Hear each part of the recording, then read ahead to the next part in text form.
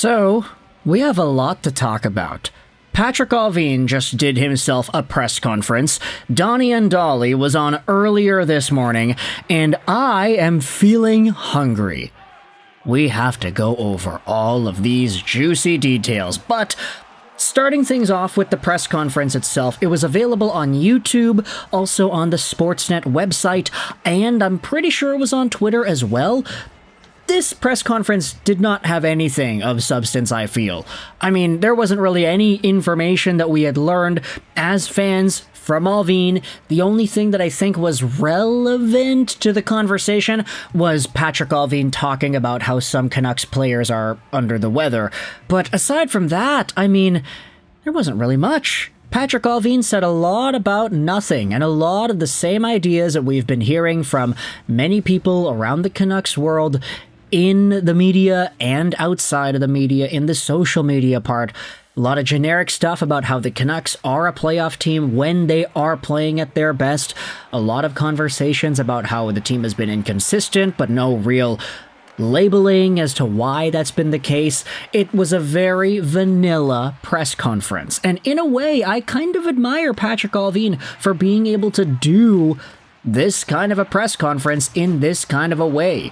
Handling the heat, handling all the pressure, and handling the quote-unquote ruthless Canucks media, which, to be honest, I don't even really feel like the Canucks media was all too ruthless in this one. I feel like the questions were getting there. They weren't too aggressive. They were just kind of in the realm of what has been fully discussed at length in this market here. So, Patrik Allvin, I gotta give you some props, man, for being able to handle a 20-minute press conference without cracking once, without even having the ice shiver underneath you.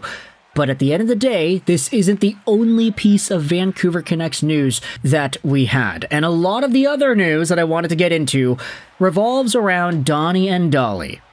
Because we now have ourselves 2 more teams that have been linked to the Vancouver Canucks in a JT Miller trade. Let's look at Taj's Twitter account because he had himself a tweet that explains one of the scoops. Dollywell says the Hurricanes trade talk is picking up this morning with JT Miller. He mentions the Canucks have liked Kotkaniemi and Roslovic before.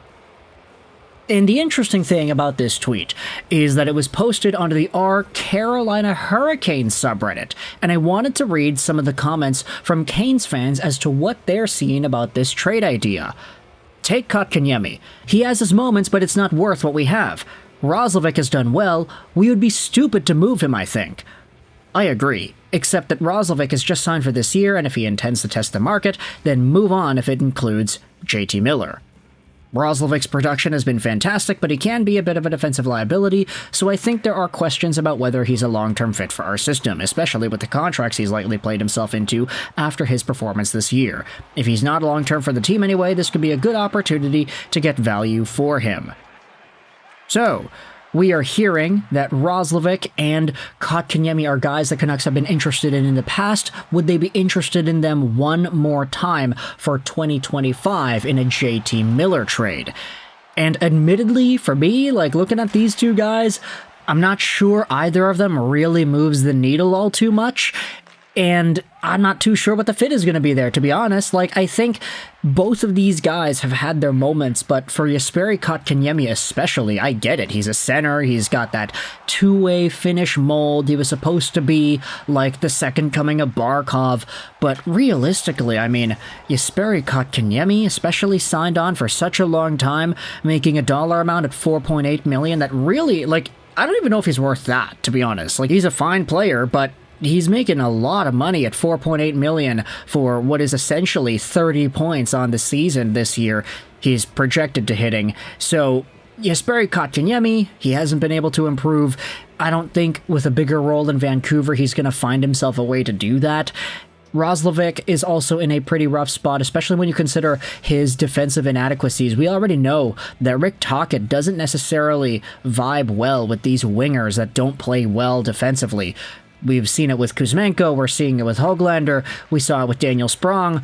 I feel like Roslovic could be a very similar player in that mold, should he be placed onto a Rick Tocchet team, and thus I don't really think he's the kind of addition that the Vancouver Canucks would benefit from if they made this sort of a trade go through. Miller for some sort of package involving Kotkaniemi and Roslovic, I don't really know if that fits there. Now, there is another name that we had written about in the title. I don't know if it's in the title actually, but it's in the thumbnail for sure. Let's go back over on Rick Dhaliwal's own Twitter account, because he tweeted this out where he quoted Elliotte Friedman, who made an appearance on Donnie and Dolly today as well. Friedman says, "I believe Miller's preference is Eastern U.S. The Canucks are continuing to work at trading Miller. Carolina and the Rangers are still in it. I'm less convinced about Dallas and New Jersey." Friedman also wonders about the Islanders. And the top reply, "Yeah, Miller for Horvat, let's go, round 2. And then if you just search Horvat for Miller, Horvat, everybody is talking about Horvat. And this is the thing. If you head over to the New York Islanders and their system, there are maybe some guys on center that you could say are movable, are potentially going to be out. Brock Nelson, I think, is the main one. At 33 years old, $6 million a year till the end of this season. He's a really good player, but I just don't know if this is the kind of guy that really allows the Vancouver Canucks to exhibit their best selves more than a JT Miller does. Nelson is on pace for 50 points this year, which is a decline from the 60 and 70 point seasons he had had previously, but he's had 3 straight seasons of 30-plus goals. He's been a very good player for the Islanders. It's just he is a little bit older and his contract is a little bit shorter. Well, not a little bit shorter, way shorter. So it's difficult to fully commit to him, in my opinion, but there are some other dudes that have been pretty good in the Islanders system so far. Maxim Siplakov is a great rookie. Anders Lee is a goal-scoring guy, but he's 34, so he is also kind of old. But Bo Horvat is right there. 29 years old, $8.5 million till the end of 2031. Him and Matthew Barzal have their contracts expiring at the same time, 2031. Barzal, 27 years old, making $9.15. I'm not saying the Canucks are guaranteed to be getting a Barzal onto their team, but if you can get one of these two, Barzal or a Bo, for JT Miller, I think you're golden. I mean, Bo Horvat coming back to Vancouver, I don't want to say that it's like fate or it's destined, but oh, that's interesting. That is really, really interesting. Now, for better or for worse, I think the Islanders and their fans, they have no reason to even think about the idea of Bo Horvat getting traded. I'm just tossing some names out there. Noah Dobson could potentially be on the move as well. We had spoken about him as a potential Canucks target. Dobson is an RFA, though. He does not have a contract beyond this season. He's had a really down year. Like, you talk about everybody becoming better and getting just stronger production and playing their best in their contract years. Yeah, no, not Noah Dobson. He played a lot better last year, unfortunately for him. So he is kind of in that territory where you don't really know what he's going to get dollar-wise because his value is all over the place. But Dobson is right there, smack in the middle, making $4 million a year till the end of this season, expiring as an RFA. And he is a pretty strong defenseman candidate that I think if you play him with a Quinn Hughes, you would have one of the best pairings in the NHL, assuming they both play their best. Noah Dobson, Bo Horvat, I don't know, man. You need to get a center back for Miller. You need to. You need to get at least somebody to fill in those minutes because you can't just have Aatu Ratiu coming in here and doing everything all by himself. If it's Miller for like Horvat and Dobson or whatever, like honestly, I'd pay Miller and a first for Dobson and Horvat.